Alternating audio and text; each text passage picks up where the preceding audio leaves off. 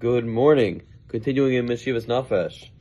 So Rav Nachman here talks about this idea of how a Tzadik or a Gadol is made. Mm-hmm. How do you have a Tzadik? So he says that sometimes people think, and they look at Tzadikim and they say, this person was a Tzadik their whole life. This person never messed up. This person never fell. Mm-hmm. Now what Rav Nachman is saying is that that's disheartening. That's not empowering. Sometimes you have books, you have other things that try to make it as if a tzaddik from the moment they were born until today has only done Torah and mitzvahs, has never messed up, has never fallen. This is Masharov B'nei Adam Toim Ba'atzma V'Sovim. A person thinks mistakenly, Shenafsham Eina Kedoshim Misharsha V'Kashal L'Shavel Hashem. A person says, my soul is not holy enough. Forget my choices. They say, I'm not destined. It's not predetermined that I can be a tzaddik because my neshama, my soul, is not one that's not able to be. Person thinks that I can't be like those tzaddikim. I can't do it. It's not for me. And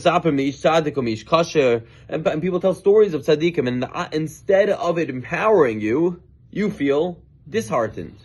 I could never do that. I could never be like that. But the Eitzer of Nachman says is that nothing is predetermined in terms of how righteous or unrighteous you're going to be.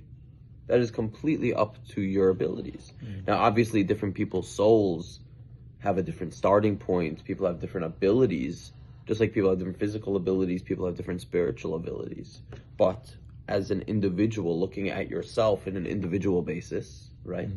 What Rav Nachman comes to teach us is that no one can say, I'm not meant to be a tzaddik. Why? Because you have a nukudas tzaddik inside of you. You have a neshama, which is a part of Hashem, which is pure and holy, and can never be messed up.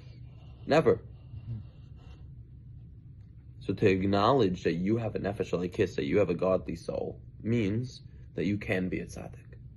Now it sounds awkward or strange for a person to look at themselves in the mirror and say, I have a part of me that is a tzaddik, and I can awaken that to the forefront of my life, to actively live as a tzaddik. That sounds awkward. It sounds a little weird to look at yourself and say that. But it's the emes. It's the absolute emes. That every single person, no matter where they are and what they are doing, can look at themselves directly and say, I am a tzaddik at the root of my soul. I am a tzaddik. And I can bring that to consciousness, to my conscious living reality. If I decide to, and if I work hard at it.